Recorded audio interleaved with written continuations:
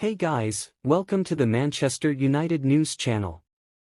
Subscribe to the channel to not miss any news, leave your like, and share, you are very important for the growth of the channel. Let's go to the video. It's been nearly a month since we last saw him. Yeah, so sorry, there's nothing changed. And he's not available, so he's not part, so I don't have any comment on him.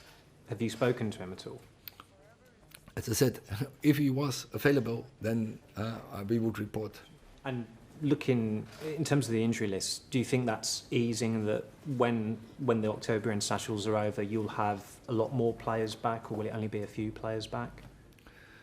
Not straight after the international, but will during the international break. I think they will step up players into the squad. Yeah. Neil. Erik, a lot of us in here have seen similar situations like this arise over the last 10 years. Do you feel that the spotlight on Manchester United and the size of the club can sometimes be a bit suffocating for a manager and for the players? Yeah, but but because we have to deal with it. So it doesn't make any sense to think about that, to have a feeling with it. We have to deal with it, and the only way who can do that are the players, together with the manager and his coaching staff. So we are in the demand. So don't think about what's going around, in the surrounding, in the environment or whatever. No, focus on where it's about, and that is to be a good team. And so then always the foundation is way of play. When you follow that, you have that foundation and you will win games. Have you been surprised by the size of the attention on this club and the demand, despite a great last season, the continued demands? No, I'm not surprised. Jeremy. Hi Erik, obviously you want to win, and you did phenomenally well last season. You won the Carabao Cup, finished third FA Cup final.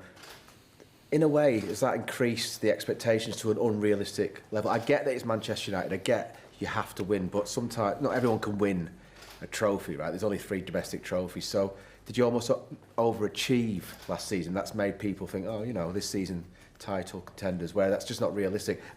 Arteta's taken a few years, Klopp did, Pep won 0 in his first year. No, I know, but we didn't.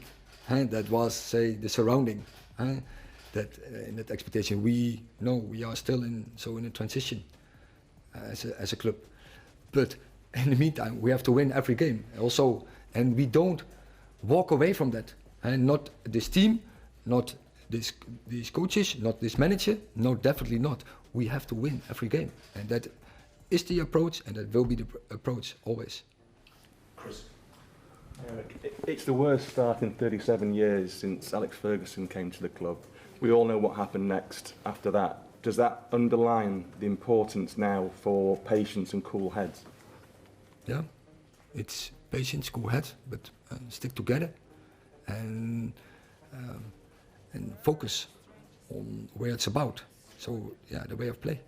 But certainly from your point of view, coming into this club, you must have known that it wasn't going to be a quick fix, was it? No, I know that there would be gaps, would be setbacks, and there will be in every process. But yeah, in these clubs, then it's coming probably more. That is that's understandable. But as I say, it's focus on the things where it's about, and that's football, and on nothing else. Rob. Hi Erik. Some managers who have been here in the past have found that when things have started to go wrong, that the players just haven't got that mental strength to be able to turn it around. I mean, clearly the talent is there in the dressing room, but when you look in the dressing room, do you see that mentality, that they're able to go and turn it around when things are going poorly? So I'm responsible that we have the right mentality, and so yeah, in my communication, in my demands, in my standards, in my standards, who I demand from the players, and in the togetherness, into communication together. I have to set that, and that the right mentality is there. So, and I give my my 100% effort every day to get that in. But I think that some of the fans have perhaps got a lot of faith in you, but when they look at the dressing room, perhaps haven't got the faith in that dressing room that they have got that mental strength in a really tough time to go and turn it around. I think the fans are begging us, and the fans are behind us. That is what I feel, and I'm sure that these players, they can be mentally very strong. I have the experience from last season, and they were on many occasions, many games, they were mentally very strong. Last question, Dave. Erik, as Neil said, some other big managers have been here in the past before you. Louis van Gaal, Jose Mourinho, started off well, won trophies, and then it didn't work out. It's a similar pattern for you. I know you're going through a tough time at the moment, but does it feel like the impossible job sometimes, managing Manchester United, or is that the wrong way to look at it? Exactly, it's the wrong way, and we have to fight, and I think there's no club where it never go down, and yeah, we are in a bad place, but then you have to fight. Only we have to realize, everyone, that we are there, and that you have to fight together, and that you are on one page, so on every occasion. And so in that matter, last game was a very good example from it, that we were for 28 minutes on one page, we score a goal, and then in one split second, we are not on one page, and straight, and it was the first shot the opponent got, and straight in. But you can't allow it in top football, because it's about moments, isn't it? It's about details, isn't it? So opponent will always take benefit from it. So we can't allow them this small details. These setbacks make you even more determined as a manager. I mean, you've obviously had them in the past as well. Do they kind of make you even more determined to turn things around? Do they strengthen your character? And absolutely, absolutely.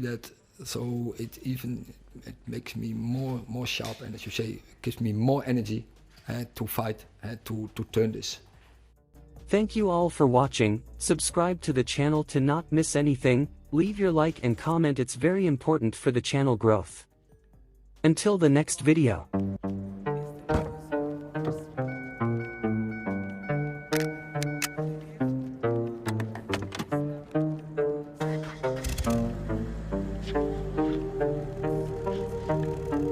Forever is the strangest thing.